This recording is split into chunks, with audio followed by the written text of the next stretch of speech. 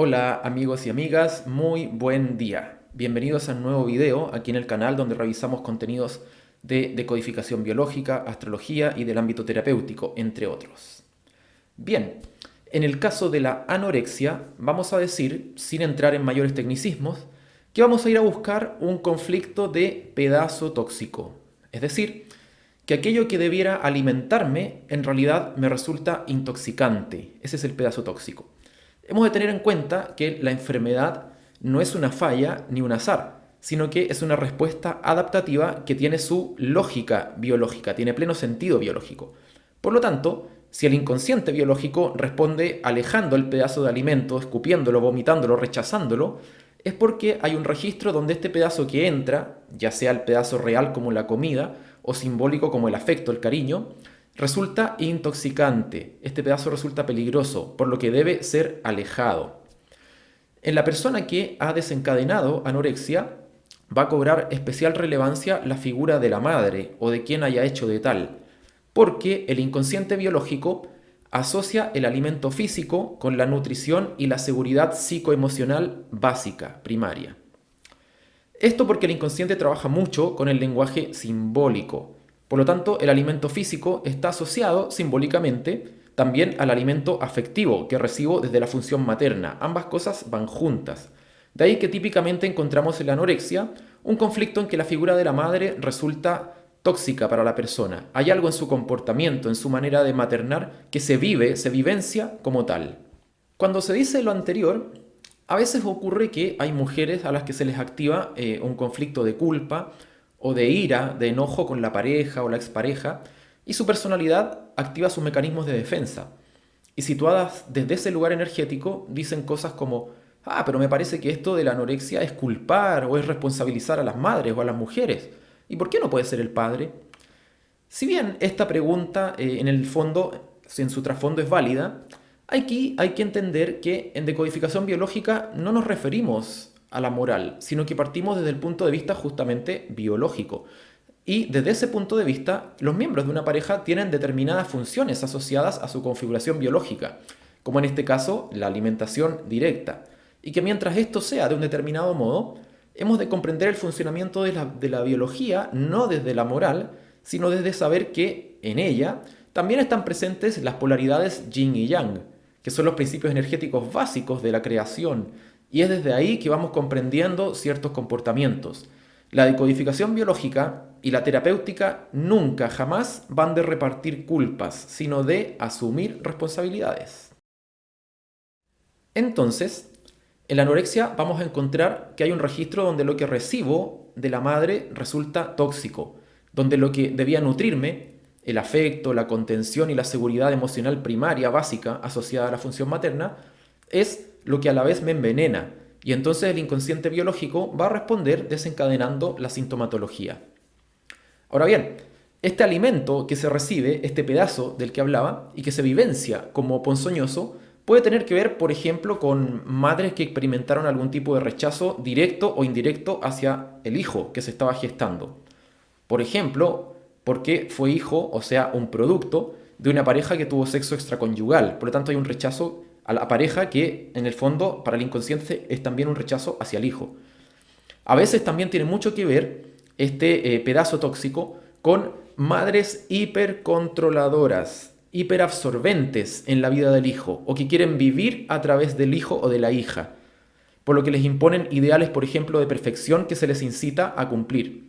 Un ejemplo de esto es el caso de mujeres que cuidaban en mucho su silueta hasta el embarazo o que quizás desearon ser modelos, actrices, mantener una buena figura y al no poder intentan inconscientemente vivir eso a través de su hija, imponiéndoles algunos comportamientos como en el ejemplo famoso que vamos a ver a continuación con carta natal a la vista.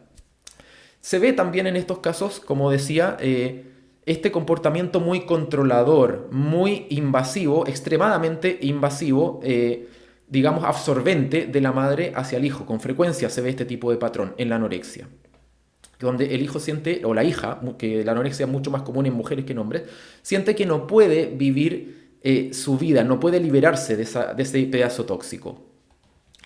Por otro lado, conviene también revisar qué pasó en la concepción y en la gestación.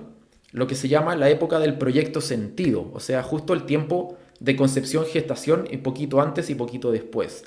Porque puede haber una vivencia de rechazo hacia el ser que va a nacer. Entonces el inconsciente registra que la misma persona que me nutre y me gesta, o sea, mi madre, a la vez rechaza algo en mí por su conflictiva, por su conflicto. Ya sea, como en el ejemplo que mencionaba, porque hubo algún problema con la pareja, porque aún no quería ser madre, etcétera, etcétera. Y esto puede generar todo un conflicto de no tengo derecho a la existencia, a crecer y a vivir, que vamos a encontrar también como tonalidad muchas veces en la anorexia. Ahora veremos el ejemplo de Angelina Jolie, que desencadenó anorexia en su juventud. Lo vamos a revisar muy brevemente con ayuda de su carta natal, en la que nos vamos a detener a revisar únicamente un par de cositas que nos vienen al caso para esto que estamos hablando.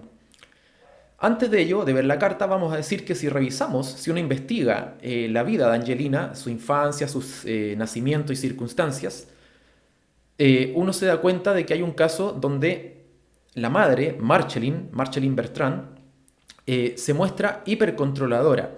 Y detrás de esta actitud están sus propias frustraciones que le hacen querer vivir a través de su hija.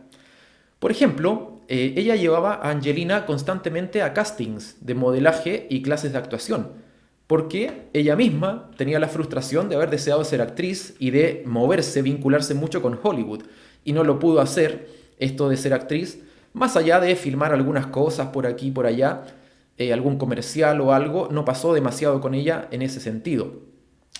Por otro lado, no en vano, Marceline se casó con Jon Voight, un actor con cierta fama por ese entonces y que de hecho después ganó el Oscar. A través de él logró acceder por lo menos al ambiente que había en ese tiempo en Hollywood. Además, este mandato de la actuación y del modelaje, del mundo del modelaje, el mundo de la actuación, ya le venía de su propia madre, o sea, de la abuela de Angelina, que se llamaba Louise Bertrand, que tenía exactamente la misma aspiración. O sea que tenemos aquí una cadena de mandatos y fidelidades transgeneracionales inconscientes que ya viene de largo tiempo y que detona en Angelina. Y esta dispara en algún momento determinado de su juventud, de su adolescencia, una anorexia.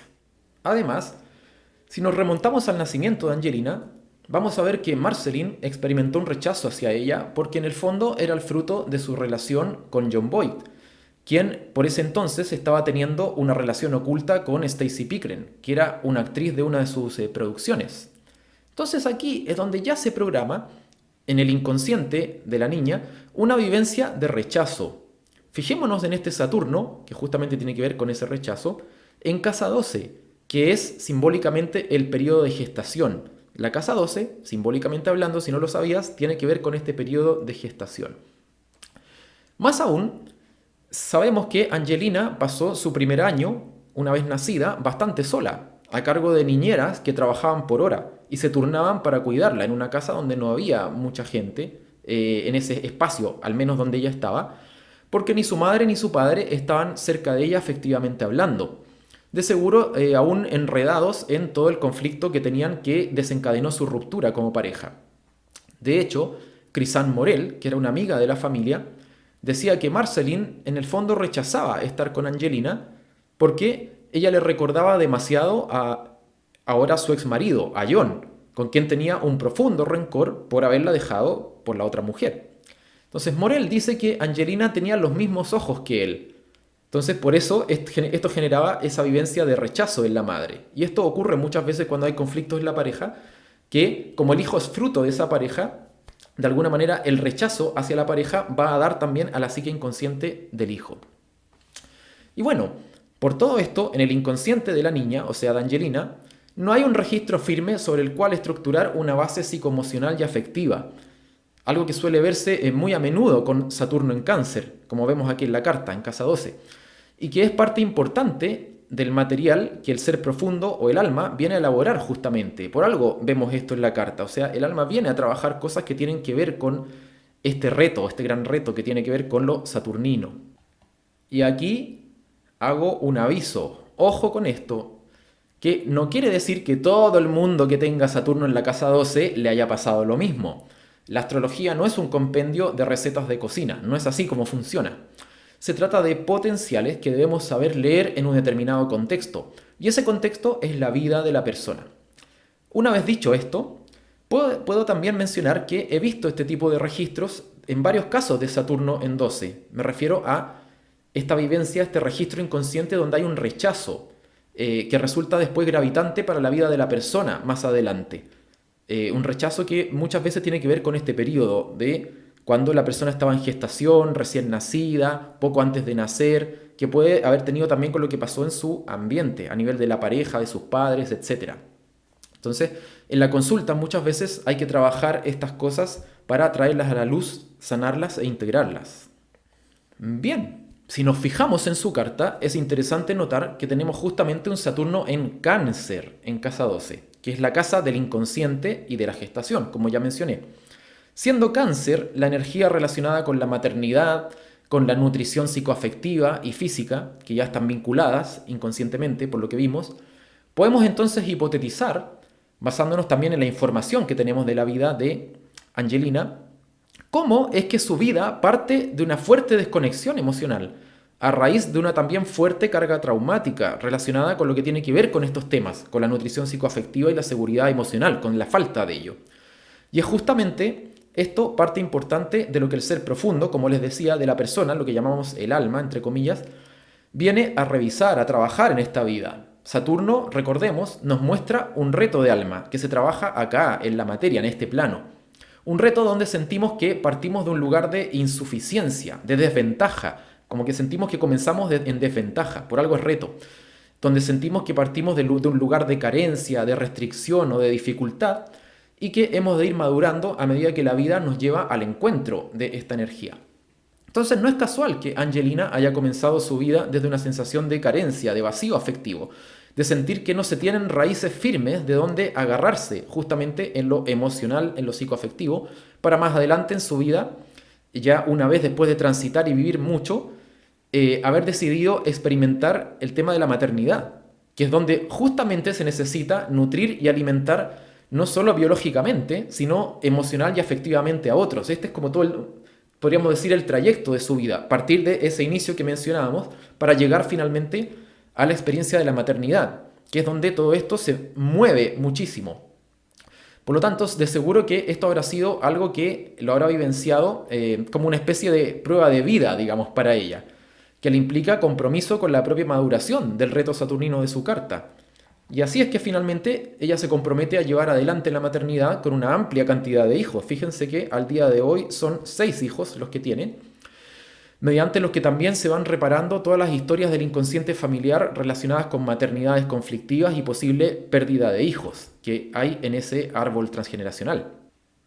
Astrológicamente, puede ser que te llame la atención la luna en conjunción con Marte, más aún en el signo de Aries, que también está angular en la carta, justo muy cerca del medio cielo y en cuadratura con Saturno. ¿Por qué esto? ¿Por qué la luna? Porque la luna tiene que ver justamente con la nutrición y con la seguridad emocional primaria. Más aún aquí, ya que tenemos justamente un Saturno en Cáncer, que es el signo que está regentado por la luna. ¿Lo ven?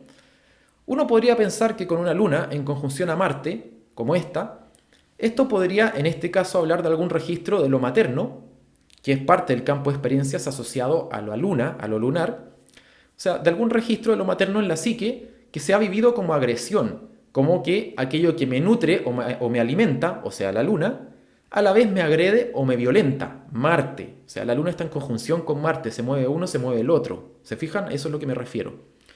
Configuraciones como estas las he visto también en otros casos de anorexia y desórdenes alimenticios, donde la evidencia muestra un registro parecido, asociado a lo materno y a la nutrición biológica o simbólica.